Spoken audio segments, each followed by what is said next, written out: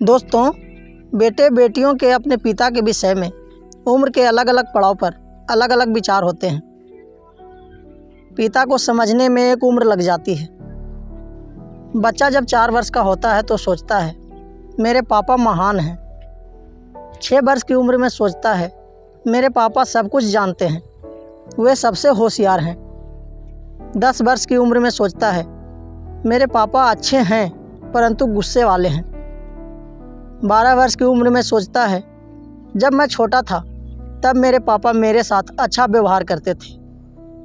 16 वर्ष की उम्र में सोचता है मेरे पापा वर्तमान समय के साथ नहीं चलते, सच पूछो तो उनको कुछ भी ज्ञान ही नहीं है। 18 वर्ष की उम्र में सोचता है मेरे पापा दिनों दिन चिड़चिड़े और अव्यवहारिक होते जा रहे हैं।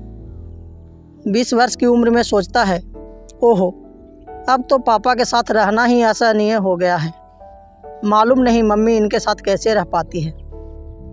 25 वर्ष की उम्र में सोचता है मेरे पापा हर बात में मेरा विरोध करते हैं, कौन जाने कब वो दुनिया को समझ सकेंगे। 30 वर्ष की उम्र में सोचता है मेरे छोटे बेटे को संभालना मुश्किल होता जा रहा है, बचपन में मैं अपने पापा से कितना डरता था।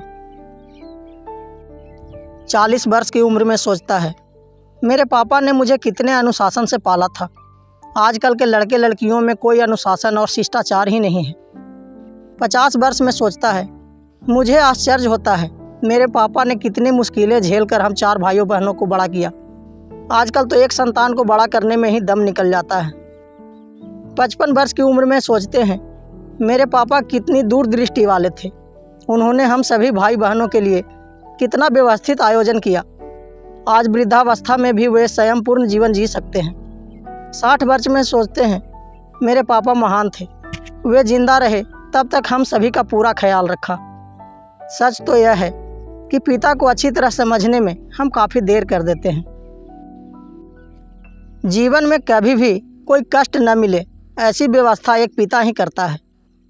कृपया आप अपने पापा को समझने में इतने वर्ष मत लगाना, समय से पहले समझ जाना, क्योंकि हमारे पिता हमारे बारे में कभी भी गलत विचार नहीं रखते, सिर्फ हमारे विचार उनके प्रति गलत होते हैं, जो हमें समय निकल जाने के बाद एहसास होता है।